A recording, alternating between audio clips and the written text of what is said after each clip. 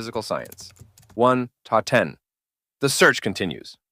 Things weren't going welly in the crash investigation of AF 447.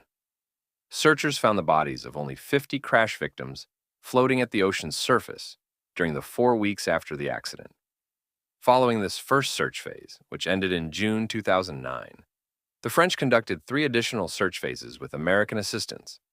The first was in July and August 2009, the second in April and May 2010, and the last began in March 2011. Each new search zone included a different section of the rugged ocean bottom. These were arranged around the best guess position that the investigators made on the basis of the plane's assumed flight path. Complex technology, the best that French and American science could produce, was used in the search. During the first search phase, the French nuclear submarine Emerald listened in vain for the loud acoustic locator pingers on the data recorders. Ships towed sensitive underwater hydrophones listening as well. But after about 5 weeks, the batteries powering the pingers had run down, and they went silent. France next brought in ships equipped with autonomous undersea vehicles, AUV. The AUVs, high-tech programmable submersible robots, sent out sonar beams to paint the bottom with swaths of high-frequency sound. As each search phase ended, the ships returned to port and a new, wider search area was mapped. This process went on for more than 18 months. Finally, on 3 April 2011, they found something. An AUV discovered the wreckage of the plane at depths ranging from 3,800, 4,000 naters, 12,000, $13,000 FT, down. The small size of the debris field indicated that the plane had probably crashed all in one Google piece. An American remotely operated vehicle, ROV, surveyed the area and found many bodies still strapped in their seats and inside sections of the wreckage. On 5 May 2011, the searchers began recovering the bodies with the ROV. Other vehicles continued looking for the data recorders, which were finally found on 7 May. Searchers brought the last body to the surface on 3 June, 2 years after the crash. Altogether, 154 bodies were recovered from the sea, leaving 74 unaccounted for. But they had the data recorders, the key to unlocking this mystery, in their hands. 1.11 The scientific process. With the recovery of the flight recorder data, accident investigators could begin to test their models for the cause of the crash. This approach is very similar to the way scientists do their work in science. A scientist calls his initial model to explain the phenomenon that he is studying a hypothesis.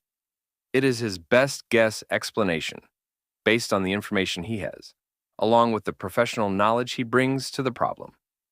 The crash investigators had several hypotheses, and they used them to guide the data gathering process. Hypotheses that didn't explain the data were changed or thrown out. The scientific process that a scientist actually uses depends on what he wants to study. Every kind of scientific problem involves different approach. Generally, a scientist must gather data related to the problem. He compares the data to the hypothesis to see if it can explain the data. In an operational science study, a scientist may set up a controlled experiment to test the hypothesis. During the experiment, he tries to identify cause and effect relationships that will confirm or disprove his initial model, the hypothesis.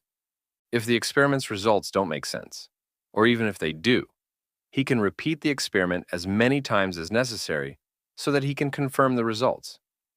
In a historical science problem like a crash or crime scene investigation, the data helps us understand what most likely happened. But there is no way to prove beyond any doubt what actually happened since there were no eyewitnesses. A scientist must eventually weigh his observations and decide whether his hypothesis is valid. If he believes it is, he will usually report his findings in a research paper or article so that other scientists can become aware of his idea and test the hypothesis using their own data. If the hypothesis holds up after much testing, it may become a theory generally accepted by scientists in the field. See subsection 1.9. The AF 447 investigators were able to recover all the data in the data recorder memory units, even though they had been under 2 miles of water for 2 years. The data confirmed what the investigators suspected. The pitot tubes had frozen over, cutting off airspeed information. But the rest of the story stunned them and made the accident even more tragic. 1.12. Working in physical science. The methods and technology made possible by physical science were crucial to the crash investigation of AF447. Physical science includes two main branches of science: physics and chemistry. You will be learning about these two areas in this course. This year, physics deals with how matter and energy interact. Crash investi. Gators were experienced in aerodynamics, the study of methods and forces involved in flight. They also hired scientist consultants who were experts in the strength of materials and how they deform, bend, or crumple under stress. Their findings helped determine that the plane crashed by doing a pancake dive into the ocean with little forward motion. Experts in electronics and aircraft control systems helped investigators understand the events during the final minutes of the flight, based on the information from the data recorders. Oceanographers modeled deep water currents above the rugged bottom terrain to help searchers better understand where the wreckage might have drifted as it fell to the bottom. Tom. Other physical scientists and engineers were not directly connected with the investigation, but had contributed the knowledge needed to develop the ships, aircraft, and submersibles that took part in the search and recovery.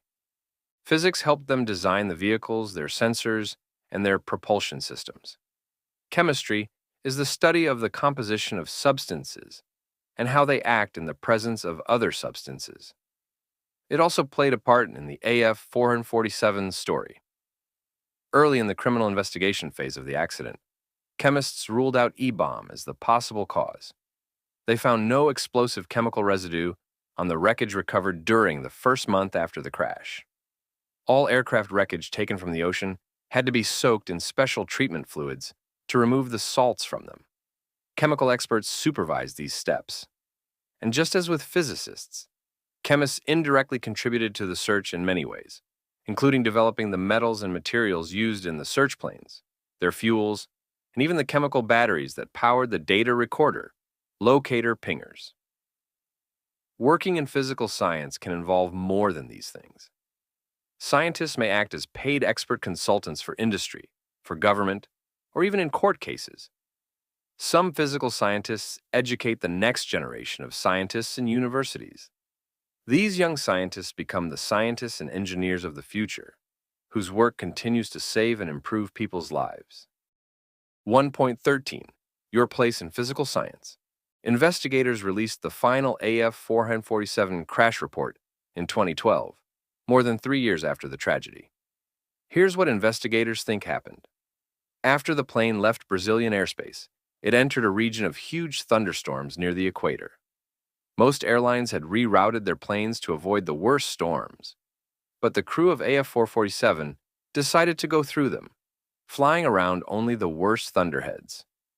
As the cold aircraft flew through a warm, moist updraft, ice formed on the pitot tubes. The pilots and the automated flight control system lost indication of airspeed, but everything else about the plane was working normally. Without airspeed input, the autopilot disengaged, sounding a warning alarm in the cockpit. The sudden shift to manual flight junior co-pilot, who was flying the plane, the senior pilot had surprised left the cockpit for a scheduled rest period, an action which is normal on long flights. Thinking the plane had somehow actually slowed down, the pilot increased engine power to full and tilted the plane up to gain altitude. The aircraft climbed to 38,000 feet and slowed until its wings lost all lift. The plane stopped flying. Physicists call this condition an aerodynamic stall. With no lift from its wings, the plane fell out of the sky, slowly railing downward with its nose slightly raised. The two co-pilots didn't understand what was happening. Everything they did kept the plane in a stalled condition. Only after the senior pilot returned to the cockpit several minutes later did they finally correctly analyze the situation. But it was too late.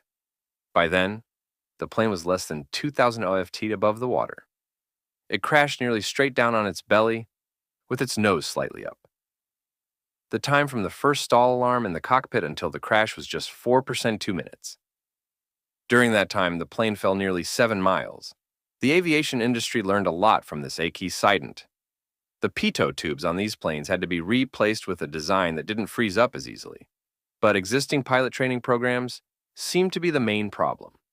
Some industry analysts have found that most passenger aircraft pilots spend only a small fraction of their time actually flying a plane.